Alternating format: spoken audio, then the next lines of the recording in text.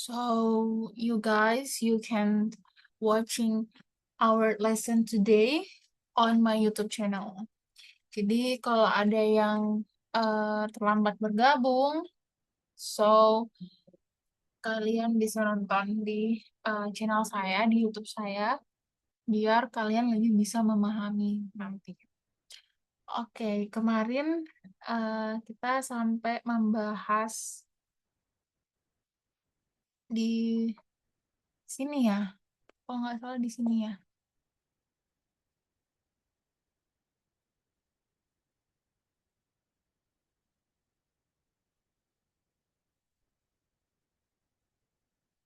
Kita di pronoun atau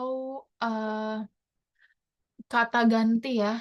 Jadi di sini saya mengibaratkan bahwa eh, kata ganti itu dia seperti menggantikan batu bata yang lama dengan model batu bata yang baru gitu. Misal batu bata yang lama itu namanya John. John ini bisa kita ganti dengan he. Nah, penggantian ini disebut dengan pronoun. Jadi pronoun itu menggantikan noun untuk mencegah struktur kalimat yang repetitif dan berat. Misalkan kayak John itu kan dia itu bisa jadi eh, kurang terstruktur kalau kita menggunakan kata John, karena John ini kan dia adalah nama orang. Jadi John ini lebih spesifik. Nah, kita mau sesuatu yang lebih general. Nah, apa kata ganti John ini? Kata ganti John ini kita gantikan dengan he. He itu adalah kata ganti dia laki-laki. So we have a he, but itu artinya sama dengan John. Jadi cuma digantikan aja. Nah, kemudian pronoun ini sendiri terbagi atas 4. Yang pertama ada personal atau subjek atau objek.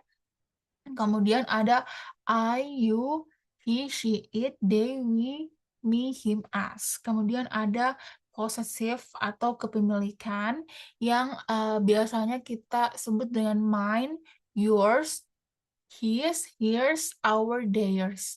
Kemudian ada refleksif, memantul ke subjek, itu ada myself, himself, yourself, themselves. Kemudian ada relatif atau penghubung frasa, itu adalah who, whom, whose, which, that. Nah, kalian harus bisa memahami kapan kita menggunakan personal, kapan kita menggunakan possessive, kapan kita menggunakan refleksif, kemudian kapan kita menggunakan relatif. Nah, kalau personal itu ya kalau kita bicara tentang sesuatu yang lebih general ya, lebih umum biasanya.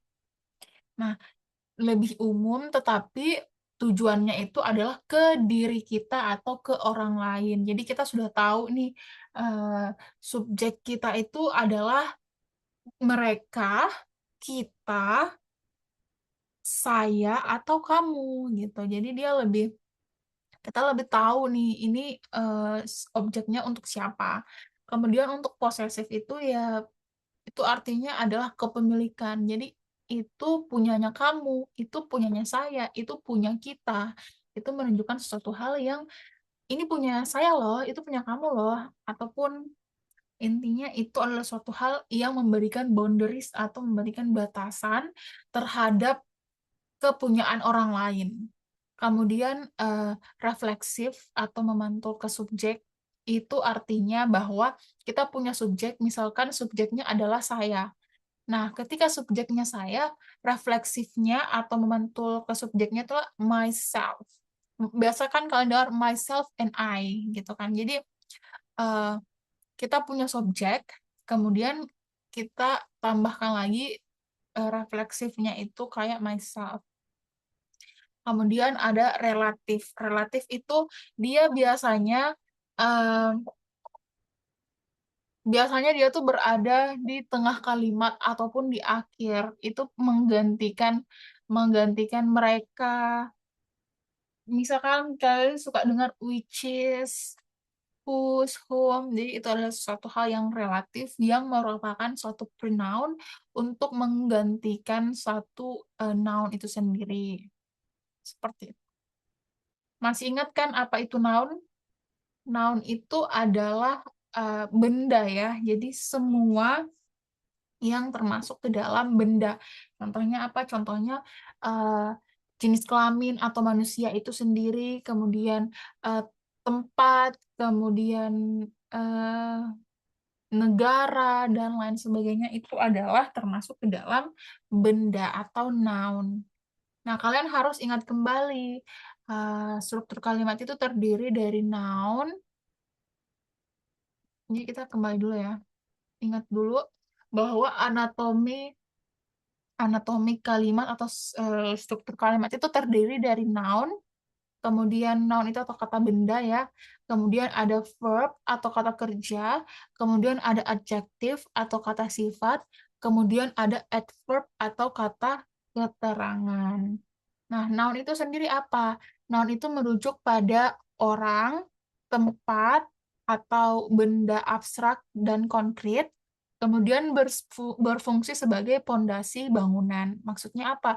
Itu pondasi kalimat ya, bukan pondasi bangunan yang selayaknya bangunan. Ini adalah metamorfos, di mana noun itu adalah pondasi dari suatu kalimat.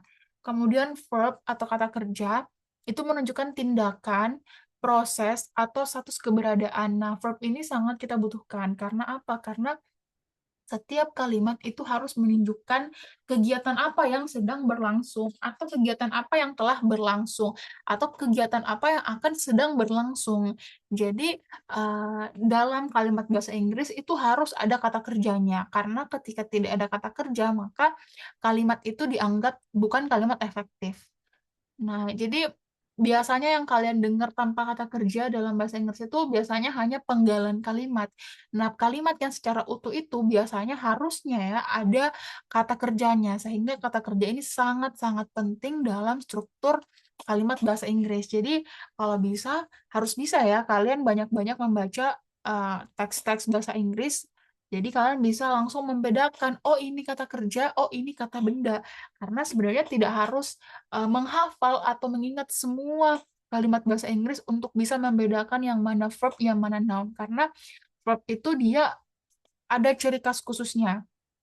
Jadi kalian kalau sudah sering menghafal, biasanya kita itu selalu bisa mengidentifikasi yang mana yang verb, yang mana yang noun. Nah, kemudian untuk adjektif, adjektif itu adalah kata sifat, yaitu memberikan warna, bentuk, dan kualitas spesifik pada noun. Nah, jadi biasanya kata sifat itu apa? Kayak misal beautiful, itu kan kata sifat ya. Cantik, dan lain sebagainya. Itu adalah dia juga yang berakilan lily, beautifully, kemudian eh, intinya dia berakilan lily itu biasanya dia itu adalah adjektif. Seperti itu. Jadi ada spesifikasi atau ciri khusus yang membedakan antara keempat ini. Kemudian adverb itu kata keterangan, itu memberikan dimensi presisi seperti waktu, tempat, dan cara pada sebuah tindakan. Nah, adverb ini atau kata keterangan biasanya melengkapi sebuah kalimat yang efektif. Nah, dia memberikan presisi waktu ya, biasanya ketika ada verb, ketika ada kata kerja, ada adverb-nya. Karena apa? Biasanya adverb ini menjelaskan si verb ini kapan itu berlangsung ataupun di mana itu berlangsung. Misalkan kita sedang belajar. Di mana kita belajar? Oh, belajarnya di perpustakaan misal, ataupun saya sedang melakukan kegiatan A, di mana kegiatan itu berlangsung, ataupun kapan kegiatan itu berlangsung. Nah, keterangan yang menjelaskan verb itulah yang dinamakan dengan adverb. Jadi keempat ini kalian harus betul-betul pahami, kalian harus betul-betul tahu perbedaannya dan bisa mengidentifikasi yang mana noun, yang mana verb, mana adjective, mana adverb. Jadi pertemuan sebelumnya saya ada tugas ya, saya kasih kalian tugas. Nah, sampai sekarang belum ada yang mengumpulkan tugasnya. Saya kan minta ya tugasnya dikumpul di Zoom, di ini di WhatsApp ya. Sampai sekarang belum ada yang mengumpulkan satu pun ya. Padahal kemarin ada kan tugasnya ya? Salsabila ada ya tugasnya ya? Iya, Bu. Kenapa belum dikumpul?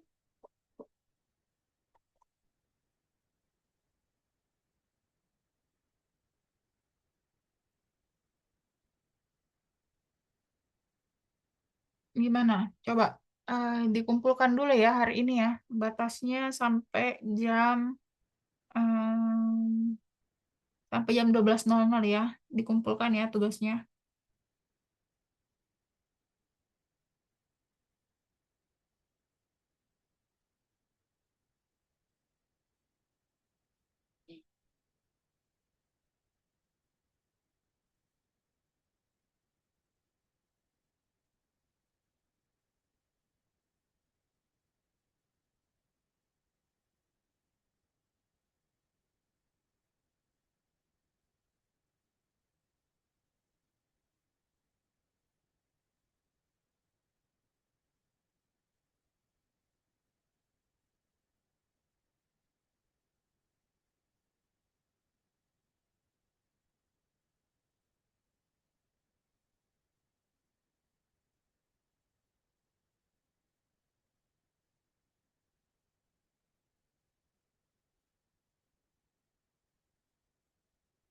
Oke,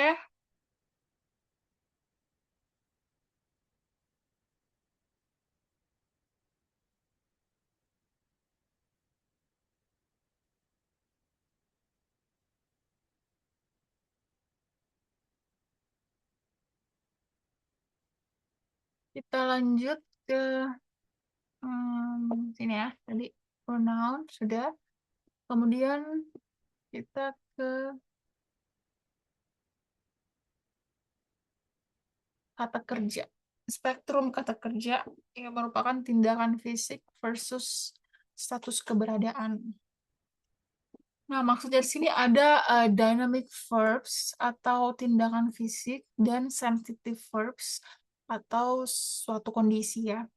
Nah, dynamic verbs itu menjelaskan perbuatan yang konkret. Nah, jadi verb itu atau kata kerja itu dibagi menjadi dua ya. Kemarin kan kita sudah belajar countable noun dan uncountable noun.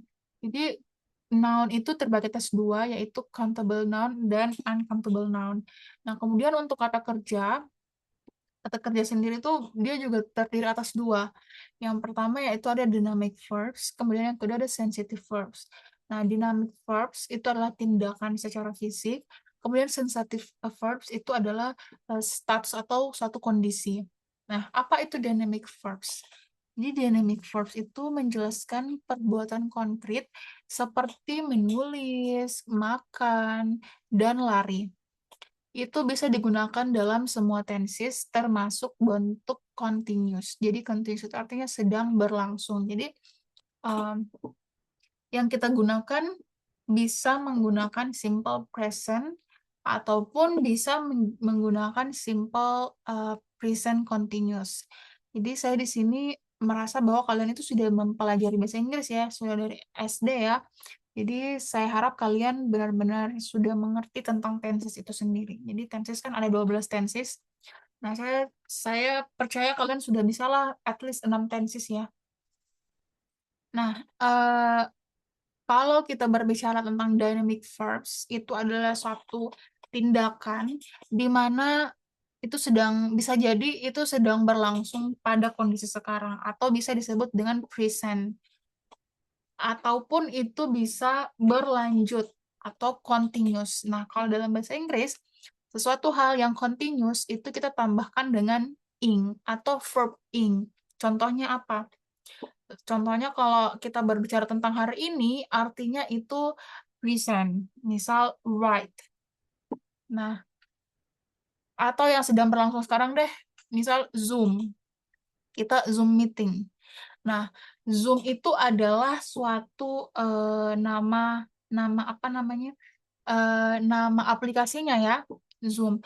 Apa verbnya? Apa kata kerjanya? Meet. Meet itu adalah satu kata kerja. Jadi submit. Nah, kalau sedang present ya kita bilang submit ya. Nah, tapi kalau sedang berlangsung seperti sekarang, ini kan kita masih sementara kegiatan kita masih meeting ya, masih meet dalam Zoom. Jadi ditambahkanlah verb ing sehingga namanya Zoom meeting. Nah, jadi kalau meetingnya masih sedang berlangsung ya kita bilang Zoom meeting. Nah, ketika Zoom meetingnya sudah selesai, ya tidak pakai lagi verb ing. Jadi kita pakainya verb 3. Verb 3 itu artinya ya sudah berlangsung atau itu terjadi ya baru-baru gitu.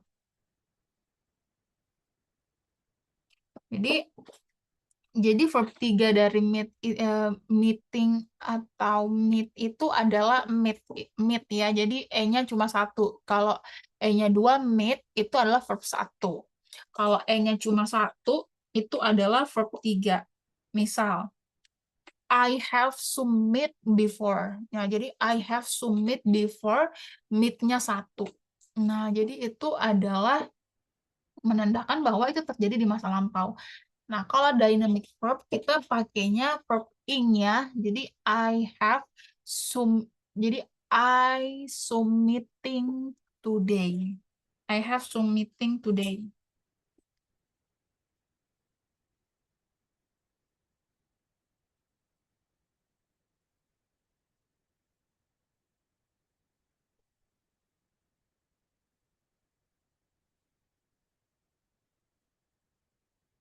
Kemudian ada sensitive verbs.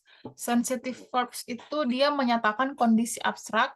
Nah, jadi kondisi abstraknya itu perasaan atau kepemilikan. Misalkan apa? Seem, belong to, impress. Jadi umumnya tidak bisa menggunakan bentuk continuous.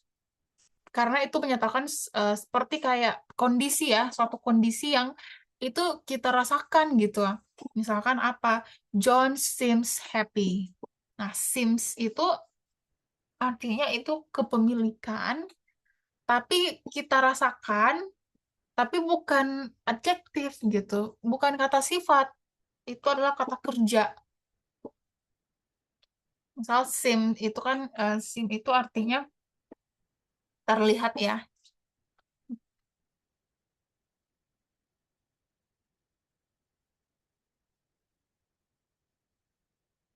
Nah, jadi itu kondisi di mana ya kita rasakan yang perasaan ya, bukan tindakan fisik yang dilakukan ya. Jadi itu adalah sebuah perasaan.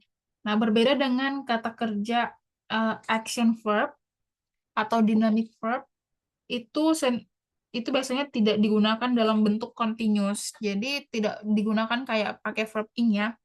Karena keadaan tersebut dia cenderung tetap atau tidak berubah secara mendadak. Jadi tidak tidak bisa perubahannya itu tidak bisa langsung kayak oh baru nih 2 detik yang lalu John seems happy gitu tiba-tiba 1 detik kemudian dia look so sad gitu nggak bisa jadi itu sesuatu hal yang tidak bisa berlanjut gitu kayak kita nggak tahu itu kapan berakhirnya di detik keberapa berapa second kah itu berakhir gitu jadi tidak bisa kita ketahui secara spesifik sehingga tidak bisa kita menggunakan uh, verb ing ya atau tidak berlangsung secara continuous. Misalkan apa? Misalkan contohnya ya, contoh stative verbs yang mana itu adalah sebuah kata kerja ya, bukan kata sifat. Kalian harus bisa membedakan. Contohnya I love. Contohnya cinta ya. Cinta itu adalah sebuah kata kerja.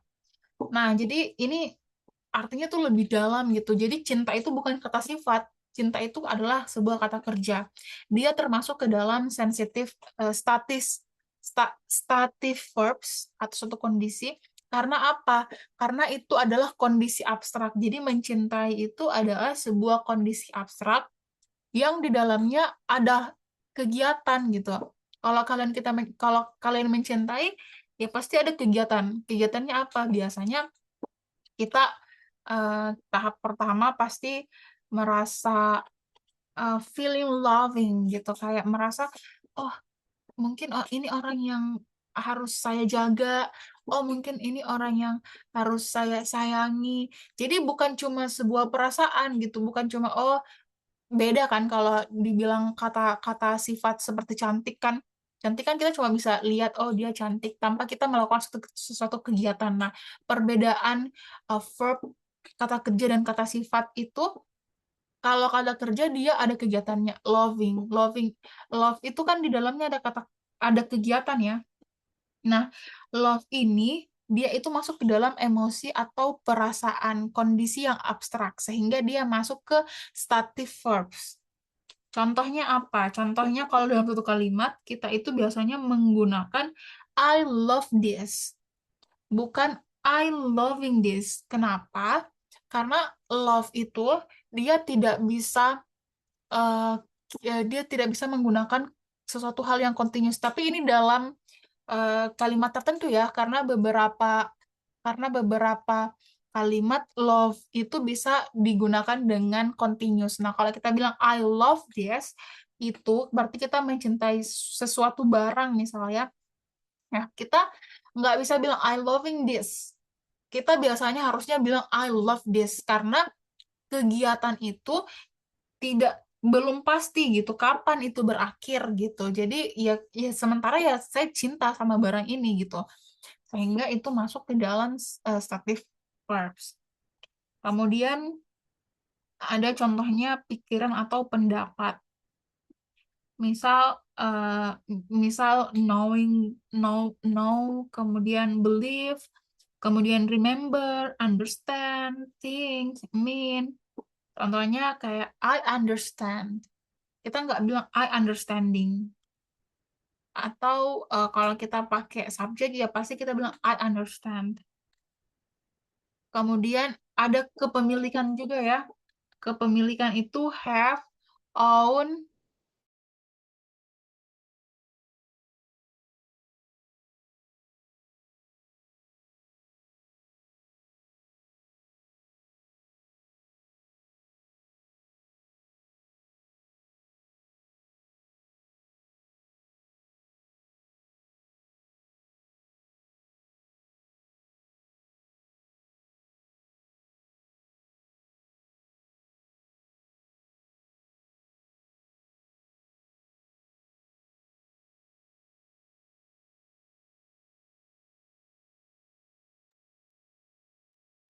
kemudian tadi sampai mana? Sampai ke kepemilikan ya. Contohnya ada have atau have, own, belong to, kemudian possess.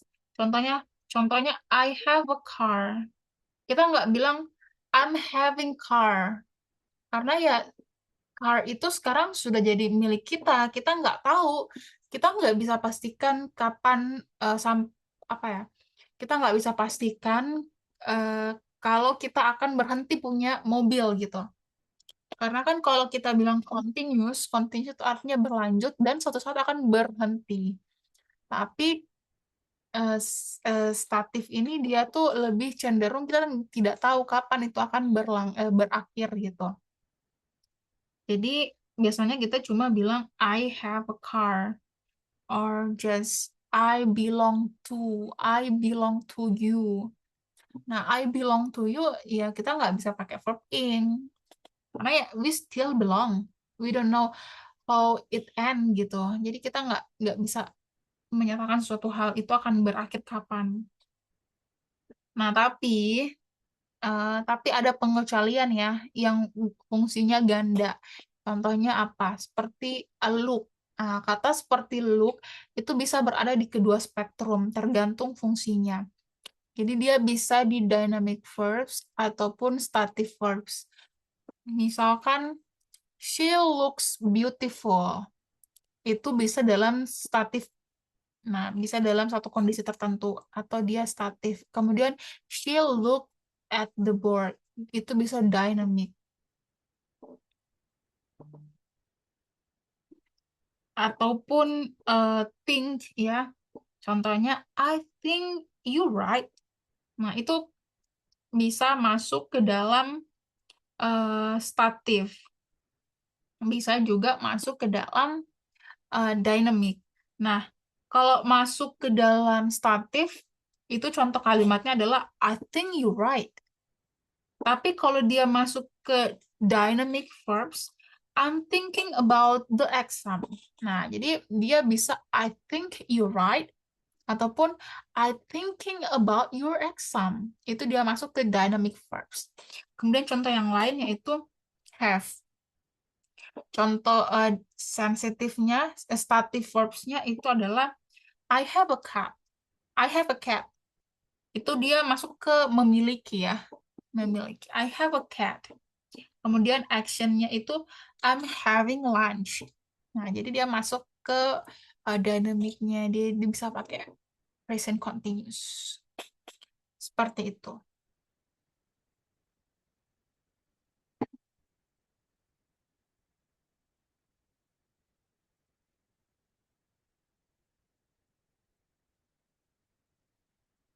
Nah,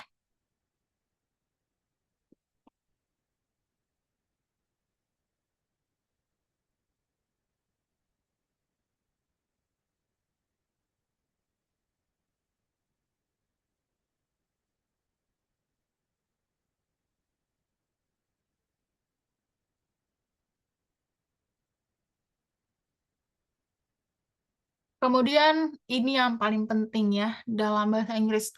Ini saya kasih tips ke kalian. Kalau kalian benar-benar mau jago bahasa Inggris, kalian harus bisa membedakan verb satu, verb 2, verb 3, dan verb ing. Kapan kita menggunakan best from, kemudian kapan kita menggunakan past simple, kemudian past participle, kemudian present participle. Nah, jadi yang paling penting dalam bahasa Inggris saya selalu tekankan ya ke kalian, yang paling penting dalam bahasa Inggris adalah kalian bisa menguasai tenses. Kalau writing itu sesuatu hal yang paling susah menurut saya, karena pakai grammar ya. Grammar itu ada rumusnya. Nah, tapi kalau kalian speaking ya yang penting mungkin dulu pas kita masih SMA, masih sekolah ya, orang-orang guru-guru kalian bilang ya biasanya ya udahlah namanya speaking yang penting native atau bule-bule itu paham kalian ngomong apa. It's not absolutely wrong. Itu bukan suatu hal yang salah sepenuhnya, 100% wrong, tapi itu bukan kata-kata yang harusnya kalian dengar. Karena apa? Karena juga native itu memperhatikan susunan kalimat kalian. Sama seperti kita, put yourself in their own gitu. Put yourself on their boat. Tempatkan diri kalian sebagai orang tersebut. Jadi kalau ada orang yang menggunakan bahasa kalian, kemudian kosakatanya acakadul, pasti kalian ya they can know your level. They can know who you are gitu. Jadi dia bakal tahu ya level kalian di mana dan siapa diri kalian dari struktur kalimat yang kalian punya. Mungkin ya kalau jalan-jalan atau mungkin having fun, liburan, terus kalian bicara sama orang luar, misal di Bali ya, terus kalian ngomong sama orang-orang Bali, terus kosakatanya ya ya udah gitu, whatever you wanna say gitu. Ya orang pasti yang penting paham lah. Tapi kan in the international forum atau kalian mau bahas one paper, kalian mau make it presentation, nah kalian at least bisa menggunakan struktur kalimat yang baku. Nah, struktur kalimat yang baku itu kalian bisa dapatkan ketika kalian sudah bisa memahami kapan kalian menggunakan verb satu, kapan kalian menggunakan verb 2, verb 3, dan verb ing. Nah, penggunaan kata kerja ini itu saya rasa sudah dari SD ya, kita diajarin ada yang namanya verb satu, ada yang dinamakan verb 2, ada verb 3, ada verb ing. Tetapi kesalahan guru dalam menjelaskan adalah mereka tidak menjelaskan secara akar dan terperinci gitu. Apa sih verb satu ini, kemudian apa sih verb 2 ini, apa sih verb 3 ini, apa sih verb ini. Mereka cuma memberikan ada subjek ditambah verb satu ditambah objek. So, apa gitu? Mau digunakan di mana gitu. Nah, jadi base-nya itu dalam bahasa Inggris, struktur kalimat itu bisa dinilai dari penggunaan kata kerjanya. Nah, kalau kalian menggunakan verb satu itu digunakan untuk menggambarkan sesuatu yang present. So, take notes, verb satu digunakan untuk menggambarkan kegiatan yang sedang berlangsung sekarang. Nah, jadi sesuatu yang kalian lakukan sekarang itu adalah present. Hari ini itu adalah present. Present itu artinya apa? Terjadi sekarang. Nah, kalau dia sudah berlalu, itu uh, telah berlalu atau sudah masa lalu, kita menggunakan verb to atau past simple. Jadi dia sudah berlalu nih, sudah masa lalu deh. Nah, jadi kita menggunakan verb 2. Nah, kalau dia sudah berlalu dan sudah selesai, kita menggunakan verb 3 atau past participle. Nah, kalau dia masih sementara berlangsung, kita menggunakan verb ing. Nah, mau dia present kah, mau dia ada di masa lalu kah, mau dia ada di eh, masa sekarang kah, tapi itu masih berlangsung, itu kita menggunakan verb ing atau present participle. Jadi, struktur kalimat itu bisa kita nilai dari kata kerjanya. Makanya saya bilang kata kerja itu penting sekali untuk menguasai yang namanya bahasa Inggris. Kalian itu baca sebuah teks, baca sebuah kalimat-kalimat, itu dalam bahasa Inggris pasti ada kata kerja. Karena kata kerja ini menggambarkan kapan kejadiannya.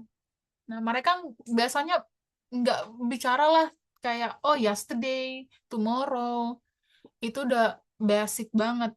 Itu udah anak SD itu yang pakai. Nah, kalau kalian want to be a native, itu kalian pakainya ya pakai verb satu, verb 2, verb 3 untuk menggambarkan kapan itu sedang berlangsung. Jadi seperti itu. Kalian harus bisa menguasai yang namanya kata kerja ya. At least kalian paham regular verb dan irregular verb.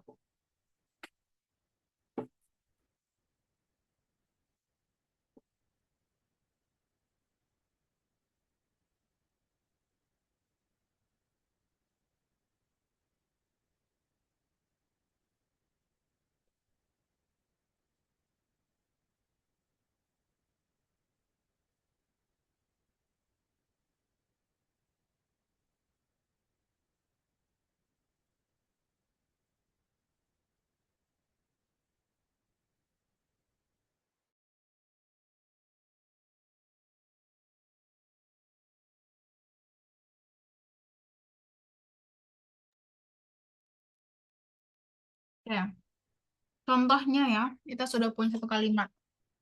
Bentuk dasar dulu deh.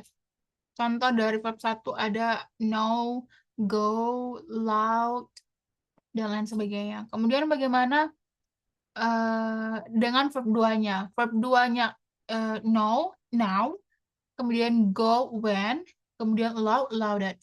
Nah, jadi begitu seterusnya ya. Kalian itu harus memahami yang namanya regular dan irregular verb. Nah, now, know, sorry, I'm very bad to spell it. Know, now, noun. Nah, itu dia masuknya tetap regular verb ya. Yang irregular itu misal go, when, gone. Nah, yang regular verb itu loud, louded, louded. Nah, ini gampang ya kalau loud itu. Jadi dia cuma ditambahkan ed di belakangnya. Dari loud, louded, louded. Nah, jadi verb satu itu artinya dia masih berlangsung ya saat ini. Jadi ketika kita itu sudah berakhir, misal kalian sedang loud gitu. kemudian itu sudah berakhir gitu lautnya, ya pakai verb 2 atau verb 3. Ataukah biasanya ya kita bilang I go supermarket gitu. Tapi ketika kita balik dari supermarket, kita ceritain ke teman kita masih bilang I go supermarket before. Nah, itu kalimat yang salah gitu. Padahal kita itu mau bilang tadi tuh saya ke supermarket gitu. Nah, kalau kita mau bilang tadi tuh saya ke supermarket, ya kita pakai verb 2 atau verb 3 gitu. Nah, kalau misal kita menjelaskan bahwa kita tuh tadi kita tuh tadi habis dari supermarket. Artinya itu kegiatan kita ke supermarket itu sudah selesai gitu. Jadi kita sudah beli barang-barang yang kita mau beli. Artinya kita bilang I gone supermarket. Jadi kalau gone itu artinya itu udah kegiatannya sudah selesai. Nah, untuk menggunakan verb 3 itu artinya itu di masa lampau, itu dia ada rumusnya. Nah, jadi nggak langsung kita bilang I gone gitu. Enggak, kita harus kalau kita verb 3 kita pakai had. Jadi itu adalah past perfect. Had plus verb 3. Itu kejadian yang lebih dulu terjadi sebelum kejadian di masa lalu. I had gone a supermarket. I had gone a supermarket. Kayak gitu. Nah, tapi kalau kita mau pakai verb 2,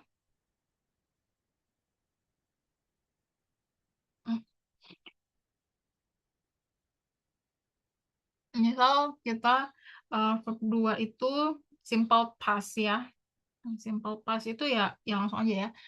I dari go jadi when I went supermarket, artinya ya ya masa lalu lah ya, saya pergi ke supermarket gitu. I went supermarket yesterday misal, jadi ya udah gitu, kemarin ya saya ke supermarket, jadi kita nggak pakai go lagi I go supermarket yesterday, enggak ya. Ataupun kalian disuruh menceritakan kegiatan kalian, nah terus kalian bilang I go a holiday. Enggak ya, kalau kalian menceritakan kejadian yang telah berlalu, misal liburan kalian beberapa hari yang lalu, kalian pakai simple past atau verb 2. Jadi I went holiday at misal at Bira Beach. Nah, jadi kalian pakainya when. I went um, Savannah Island or whatever lah. Whatever you go, guys. Jadi nggak pakai go lagi. Go itu artinya sesuatu yang sekarang nih saya mau pergi. I go where? Something lah. I go um, I go university gitu. Jadi sesuatu hal yang sekarang nih saya mau pergi gitu. Kalau kalian udah balik, udah pulang ke rumah, pakainya when. Kayak gitu. Nah, gimana kalau kegiatannya sedang berlangsung? Maksudnya apa? Maksudnya saya lagi di jalan nih, atau kita berpapasan. Saya lagi mau beli sesuatu di supermarket, kita berpapasan. Ya, itu berarti kegiatannya sedang berlangsung. Jadi kita bilangnya, misal kita ketemunya di jalan, bilangnya I going to supermarket. Karena apa? Karena ya sedang berlangsung gitu. Kegiatannya masih continuous lah. Jadinya kita pakai apa? Pakainya ya pakainya past bukan, pakainya yang continuous ya, future. I'm going to supermarket, atau mungkin kejadiannya baru mau terjadi ya. Kalau udah terjadi ya pakai past continuous aja. I was going, enggak, I'm going ya, I'm going supermarket.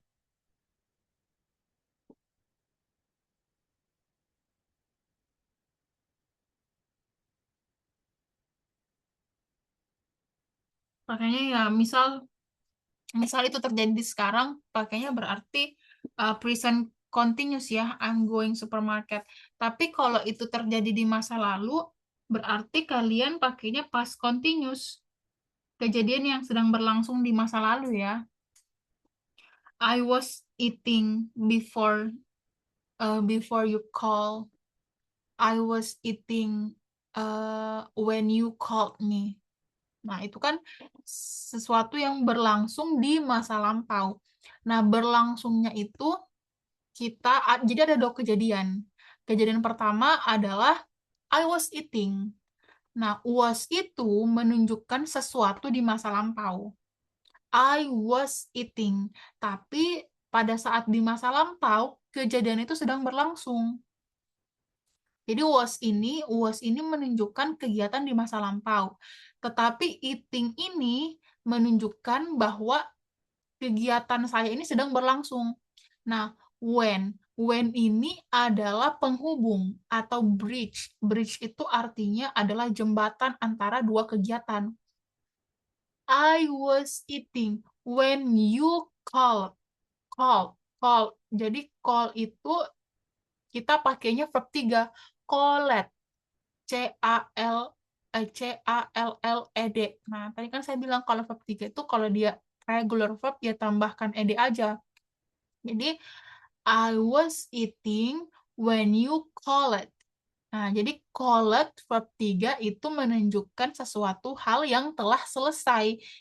Nah, waktu kamu nelpon, ya saya lagi makan gitu. Tapi kegiatan ini tuh udah selesai. Cuma saya bicaranya pas sekarang gitu. Saya menceritakan kejadian di masa lalu yang sedang berlangsung, tetapi ya itu di masa lalu.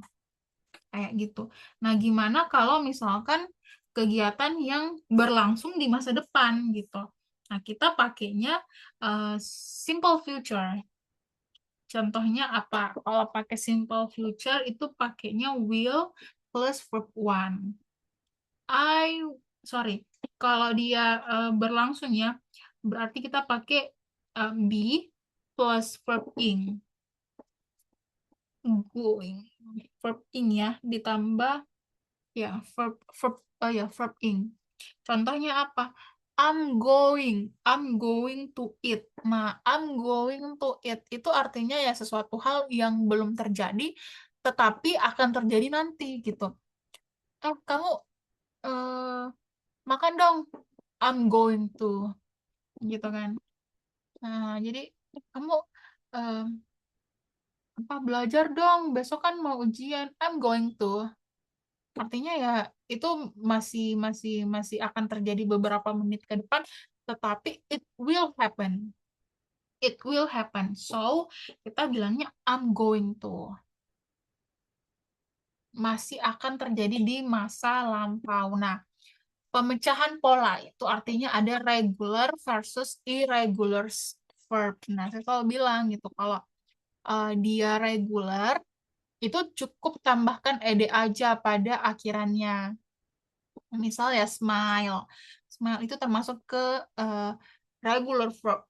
Kalau smile, verb satunya smile, verb duanya udah pasti ya tinggal tambahkan ed aja jadi smiled. Verb tiganya udah pasti ed juga gitu. Jadi dia regular, jadi dia beraturan lah. Nah, kalau irregular dia acak-acakan. Nah, bentuknya itu dari drag, drung. Drink, drag, drung. Nah, itu kan tidak beraturan ya, nggak bisa kita tambahkan ed, tidak bisa berubah seperti memotong sesuatu. Nah, jadi kalian harus bisa menghafal yang mana yang termasuk verb 3, verb 2, dan verb ing ya, untuk memahami struktur kalimat secara utuh.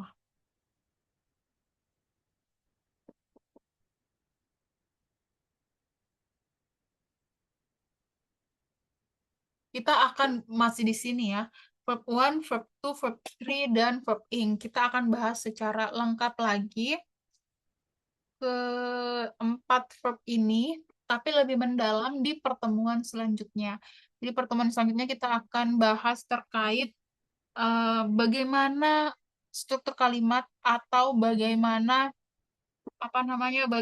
rumus yang kita gunakan untuk ketika kita berbicara simple past, kita berbicara tentang sorry, kita berbicara tentang past atau masa lampau, kemudian kita berbicara tentang present atau masa sekarang, dan kita berbicara tentang future atau masa depan. Kemudian saya akan menjelaskan juga yang mana yang termasuk regular dan irregular. Ya, sampai sini ada yang mau bertanya?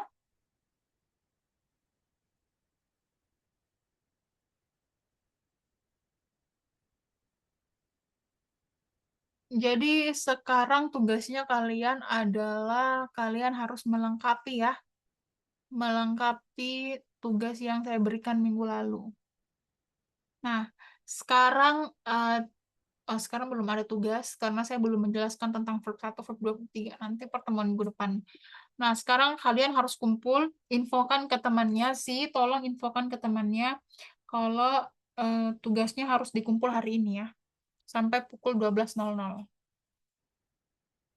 Oke? Tolong di open dulu kameranya, saya mau absen yang hadir. Tolong ya open kamera dulu di absen yang hadir. Turun dulu, Bu.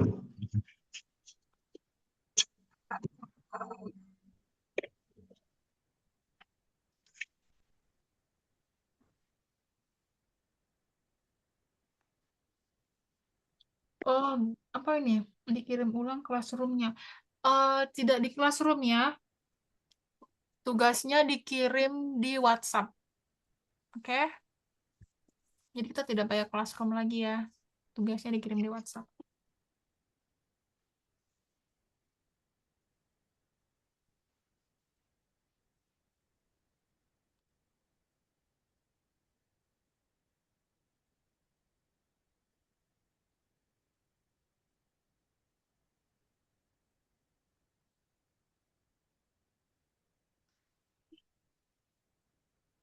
Oke, saya screenshot ya.